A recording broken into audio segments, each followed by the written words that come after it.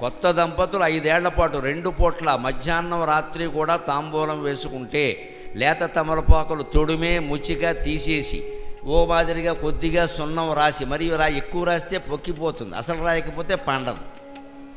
పైగా ఆడవాళ్ళు చాలా తెలివైన వాళ్ళు, వాళ్ళే రాస్తారు సున్నం, రాసి అంటారు పండకపోతే నా మీద నీకు ప్రేమ లేదు, నువ్వే రాసావు కదా. ఇప్పుడు వాళ్ళ మీద ప్రేమ ఉందో లేదో పండడం ద్వారా చూపించాలి మనం. ఇక్కడ రాసింది వాళ్ళే, సరిగ్గా రాయకపోతే పండదు. అందుకే అంటారు సరదాకి, భార్య మీద ప్రేమ ఉంటే తాంబూలం పండుతుంది. ఖచ్చితంగా 2 పూట్ల తాంబూలం వేసుకుంటే అందులో జాపత్రి, జాజికాయ, యాలకులు, లవంగాలు, ఇవన్నీ కస్తూరి. మగవాళ్ళు ఎక్కువ కొంచెం కస్తూరి 2 పాళ్ళు వేసుకోవాలి.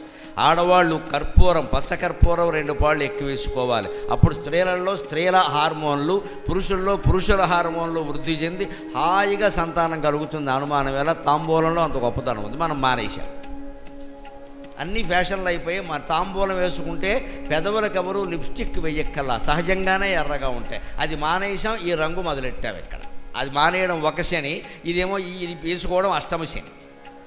ఇది అష్టమ శని, అది ఏలినాడు శని. మంచి అలవాటు మానేసాం, చెడ్డ అలవాటు నేర్చుకున్నాం పరిగెట్టుకుని. నువ్వు రోజు తాంబూలం వేసుకుంటే నువ్వు ఏ లిప్స్టిక్ పోయెక్కల్లా, నీ పెదవులు సహజంగానే ఎర్రగా ఉంటాయి. ఇంత మంచి ఆచారాలు మనకున్న. వాళ్ళు అడిగారు, జపాన్ వాళ్ళని అడిగితే, మేము నవిలి తింటామండి, సావకాశంగా నవ్వులుతామన్నారు. పూర్వకాలం వాళ్ళని, ఇక్కడ నా వయస్సు ఉన్న వాళ్ళందరూ గమనించండి, మీ తల్లిదండ్రులు భోజనాలు ఎలా చేసేవారు. 1 గంట అయితే కానీ లేచేవారు కాదు అక్కడి నుంచి. 1 గంట అవ్వాలి, ప్రతిదీ నవిలేవారు. గట్టిగా నవలడానికి వీలైన వాటిని భక్ష్యాలు అంటారు. అవి బాగా చేసుకునేవారు, తినేవారు. పళ్ళు గట్టిగా ఉండేవి. ఎంత నవిలితే అంత బాగా అరుగుతుంది లోపలికి వెళ్ళాక, ఎంత అరిగితే అంత బలం పెరుగుతుంది, ఎంత బలం పెరిగితే అంత ఆయుర్దాయం పెరుగుతుంది. అందుకని జపాన్ వాళ్ళు 100 ఏళ్ళు దాటి బతుకుతారు అందరూ కూడా.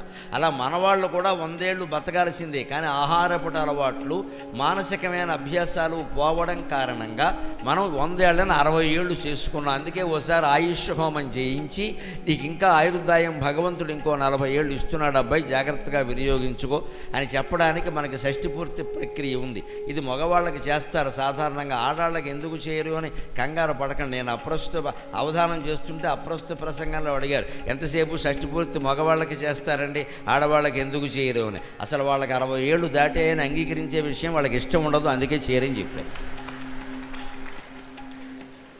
వాళ్ళే ఒప్పుకోరయ్యా చేయడానికి. నాకు 60 దాటిందని ఊళ్ళో అందరికీ తెలిసిపోతుంది, అప్పుడే ఆంటీ అంటమ్మ అమ్మమ్మ అంటారు. కుదరదా అంటారు, దానికి ఏం చేస్తామన్నావు.